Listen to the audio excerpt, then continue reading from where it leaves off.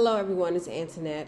This is the fifth podcast in a series of podcasts I've been sharing regarding my book, Law, Race, and the Constitution in the Obama Context.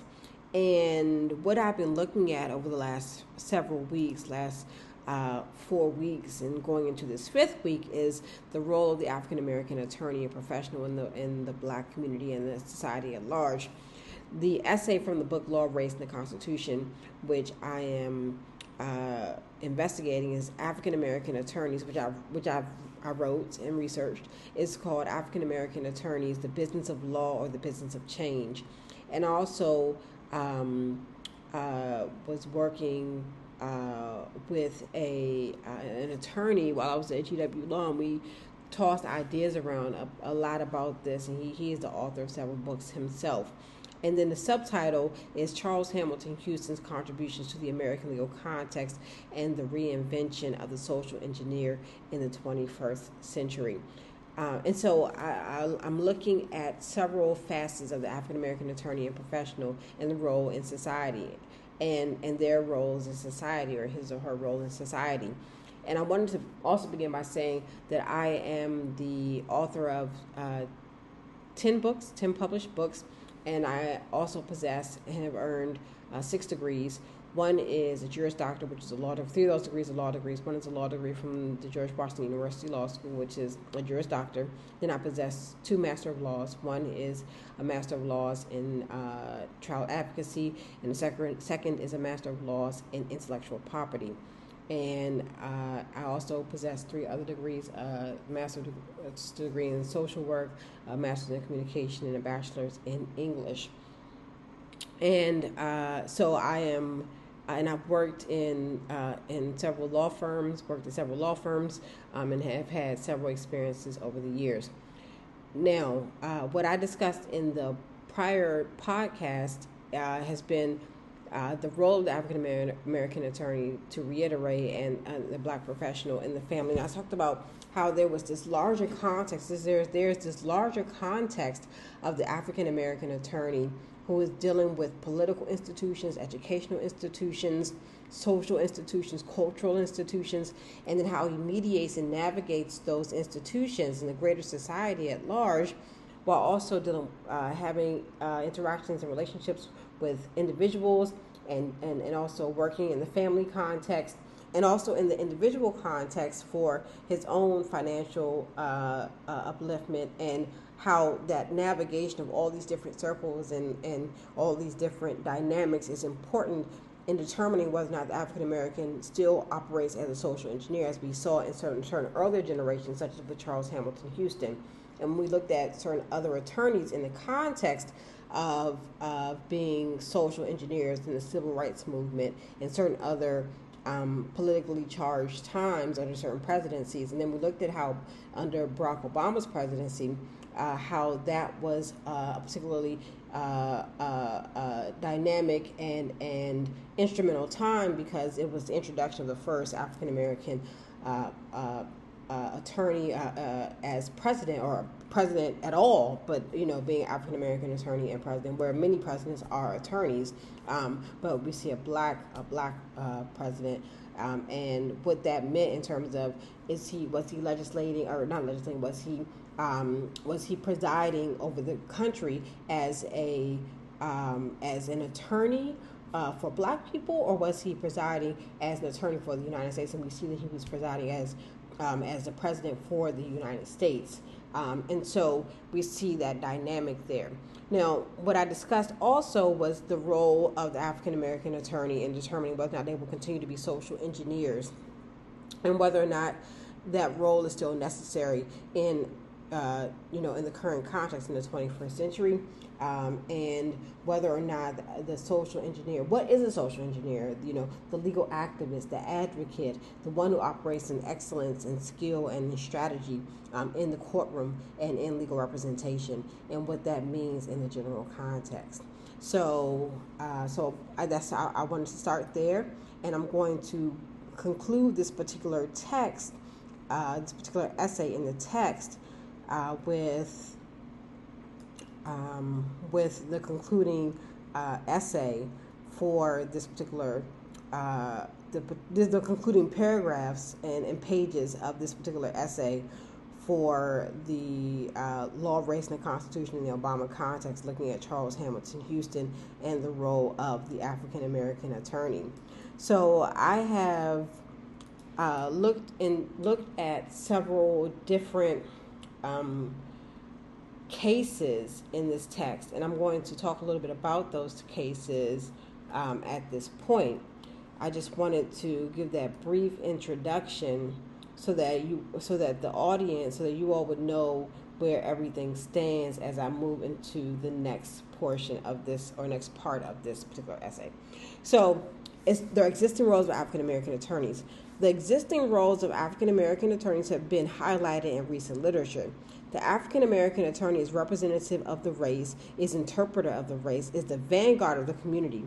Carla Pratt sums up the major question of the role of the black lawyer.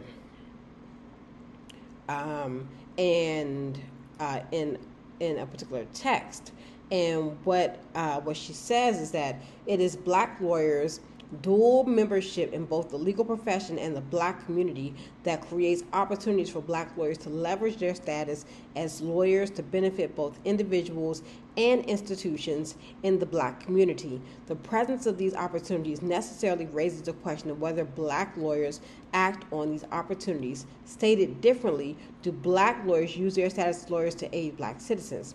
She then goes on to assert that black lawyers remain connected to race-conscious identities.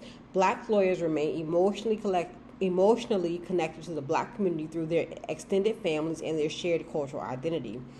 Because of the race consciousness of African American attorneys, their roles within and without the community remain nuanced. The representative function of African American attorneys is such that they can provide substantive representation by giving voice to black experiences in the deliberative processes of democratic institutions. And that's a quote, end quote. They also make democratic institutions appear more inclusive through their mere presence. The interpretive function of African American attorneys by interpreting, quote,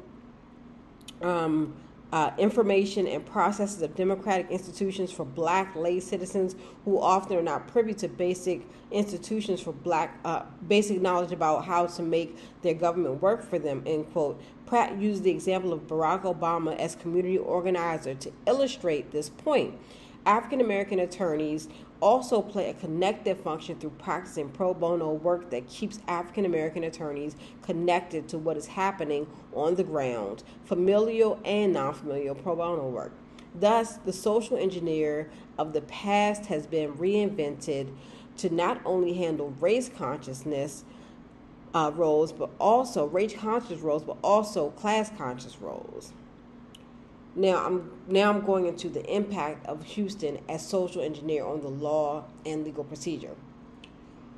Houstonian social engineering techniques had and continue to have a profound effect on the legal profession, including labor law, criminal law, environmental law, and civil rights law. Houston argued several cases, including many before the Supreme Court. His seminal cases included the following: New York Central Railroad versus Chisholm, Bountiful Brick versus Giles, Nixon versus Condon, Hollins versus Oklahoma, Hale versus Kentucky, Missouri X-Rail Gaines versus Canada, Steele versus Louisville and Nashville Railroad Company, Tunstall versus Brotherhood of Locomotive Firemen and Enginemen, Ocean Lodge number 76, Fisher versus United States, Hurd versus Hodge, and Shelley versus Kramer. And we're all familiar with Shelley versus Kramer. In these and other integral cases to the profession and society, Houston continued to do work that would advance an agenda of equity. In Fisher, Houston effectively established diminished capacity in criminal law and complicated the idea of the reasonable person when assessing the elements of a criminal